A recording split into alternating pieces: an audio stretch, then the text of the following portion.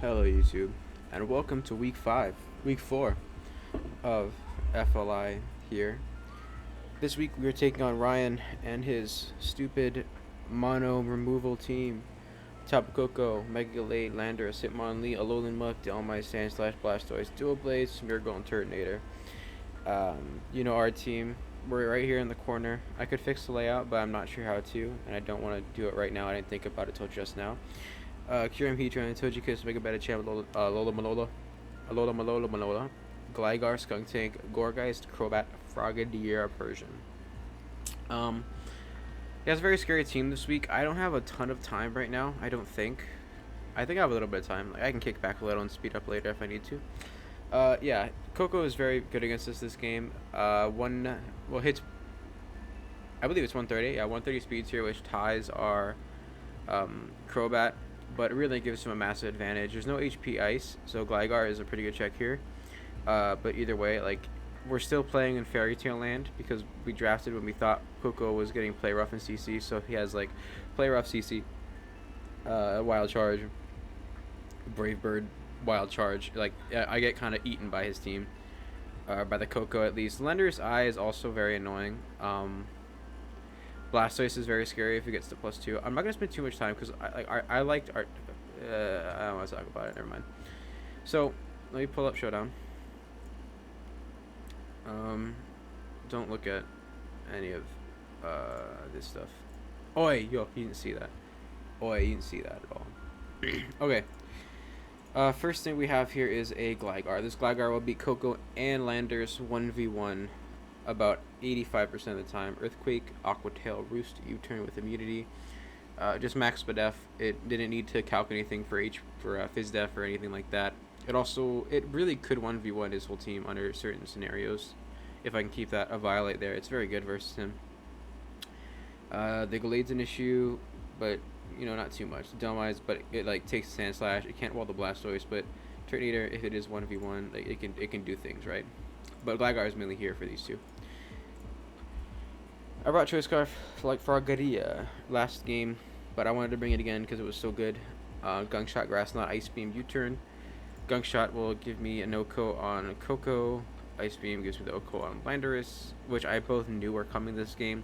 U-turn, Grass Knot. Grass Knot is to 1v1 the Blastoise, and U-turn is just U-turn.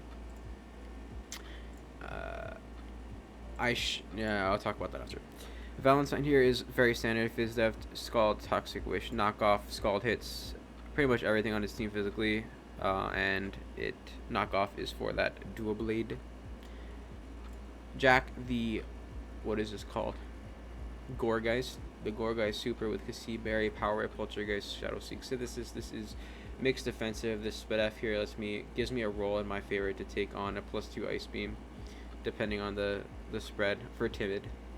It gives roll in my favor for Timid Ice Beam, along with taking care of Hitmonlee, Sand Slash, and mainly this Dual Blade. It lets me sit in against a Shadow Claw and click Poltergeist.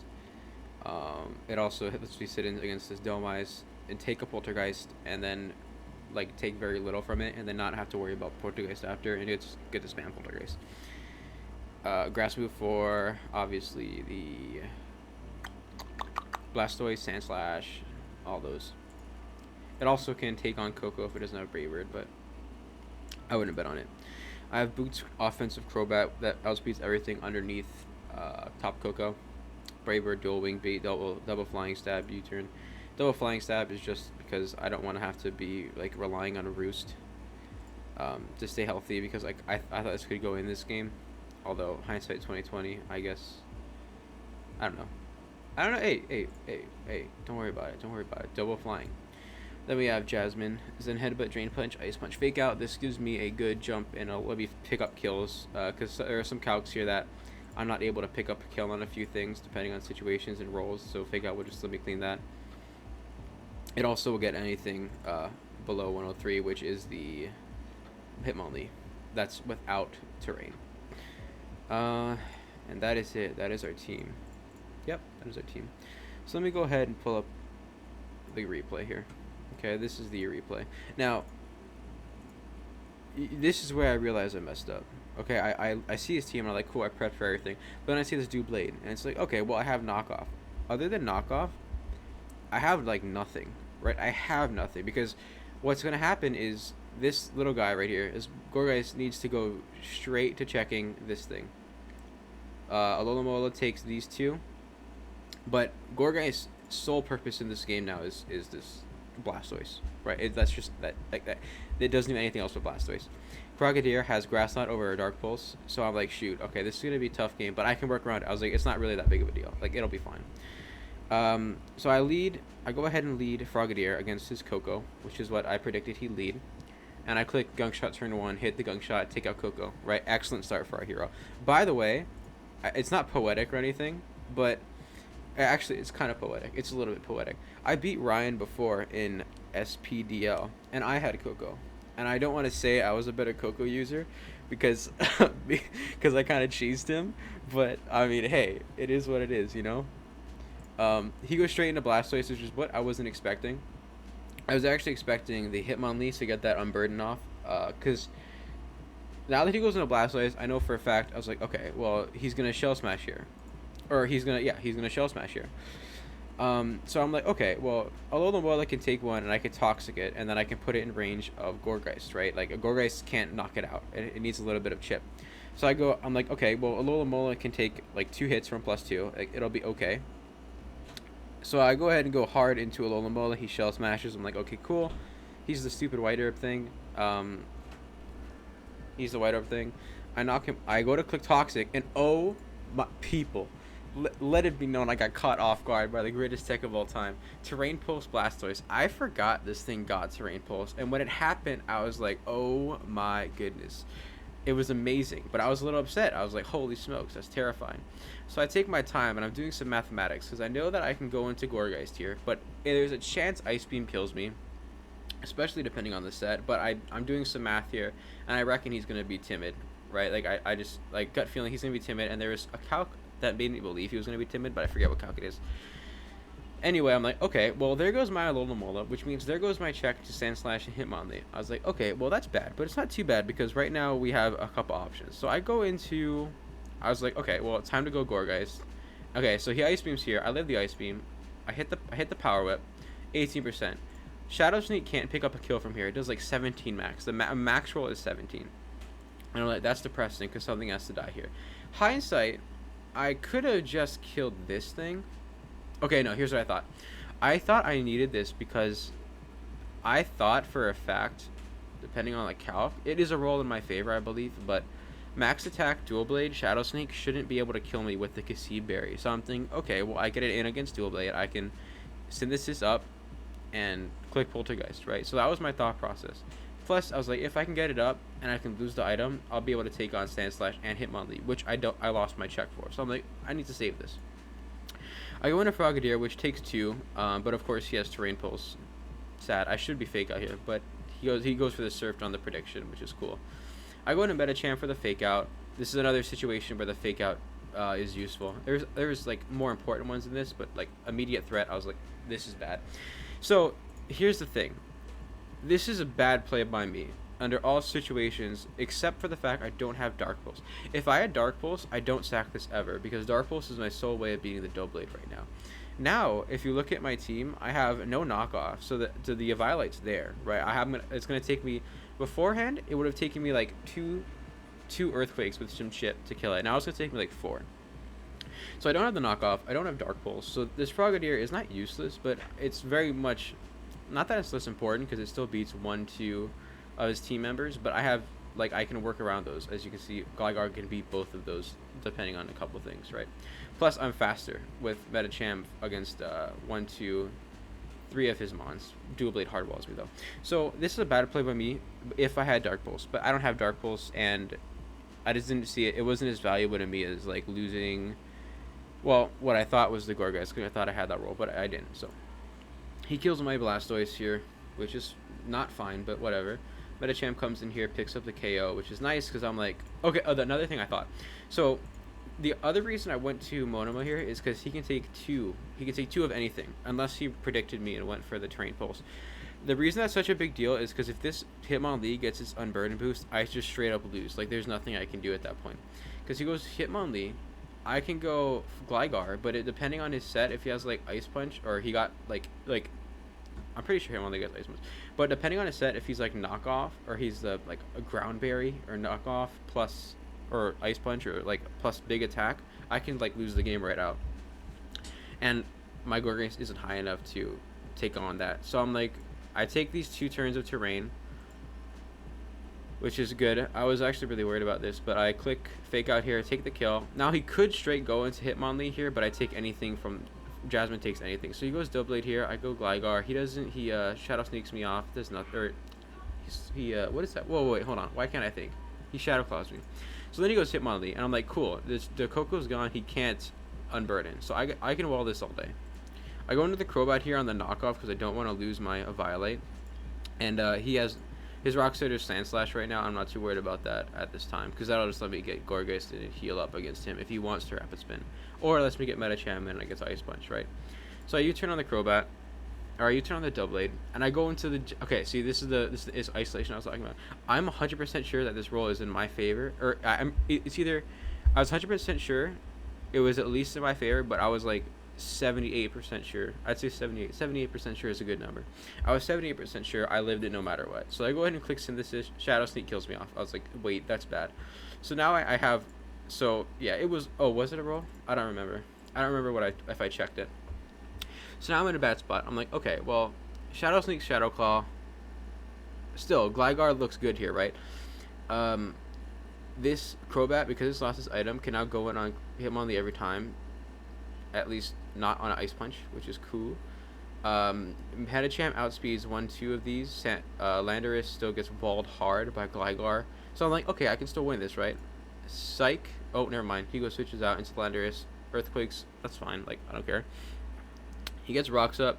I Aqua Tail him. That is like 35, which is sad, but whatever. He U-turns out into Hitmonlee. I should have Earthquaked, but I Aqua Tail because I'm weak. I go into Crobat because I can live this knockoff plus Rocks, and I can U-turn out or Roost up, but I end up roosting because I'm soft. Plus, I wanted to be able to switch into this again. But this is bad because now he reveals the ancient power, right? Not the ancient power, but the ancient tech, which is Swords Dance. I forgot. Not that I forgot, but I low-key forgot that Doublade had Swords Dance. Like, it's a pair of swords, I get it, but like I kind of low-key forgot. But then I saw it, and I was like, oh, not only does that learn Swords Dance, but he also has it. So I'm like, okay, well, Gligar can take 2. I was like, Gligar can take 2, and Gligar can win this 1v1. Realistically, Gligar can win this 1v1. I just need to get it up in a situation where I can heal. So Gligar comes out, he Shadow Claws, and he crits me, which is very sad because Shadow Sneak will take me out. And from that point, I lost the game, which is quite heartbreaking. Could I have won that exchange? I might have been able to. I doubt I can, though, because if we look at the calculations, because I was max Spadef, I won that exchange if he didn't have Swords Dance, but he did. I can't spell Gligar. Yeah.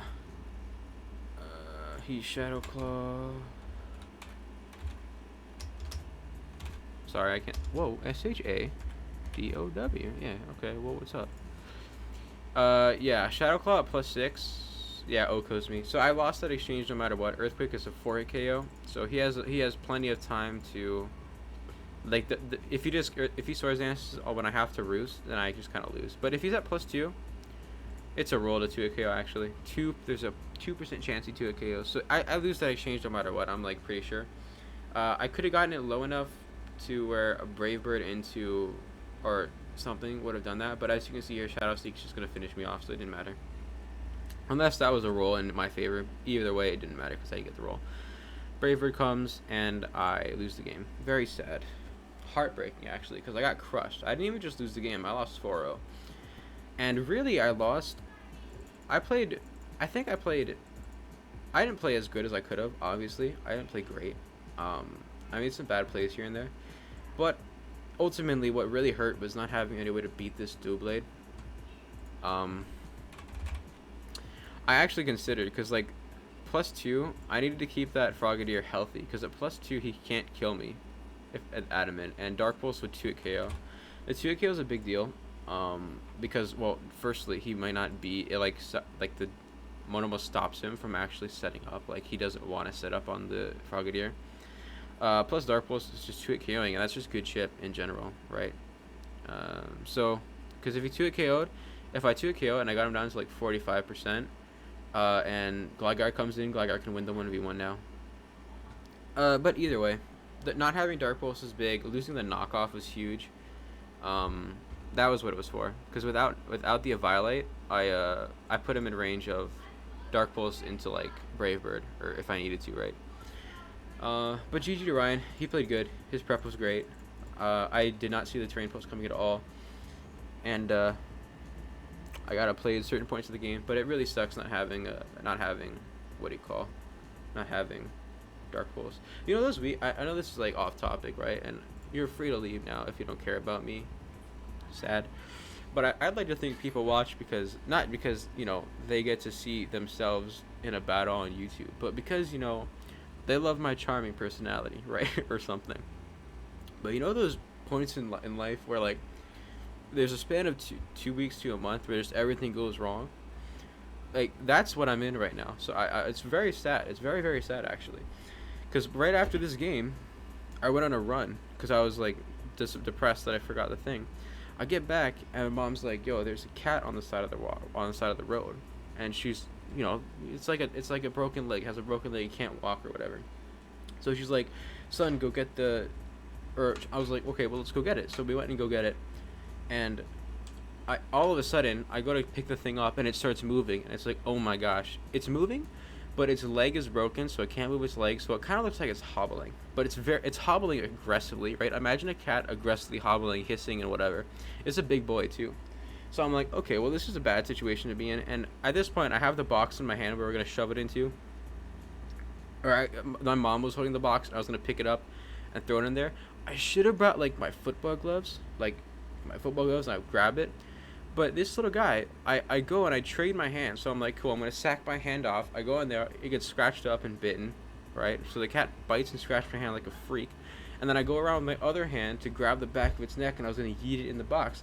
And then as I'm going to grab it, it let go. And I was like, oh my goodness, people, this is so sad. And then it hobbled away behind a fence, and we couldn't get it.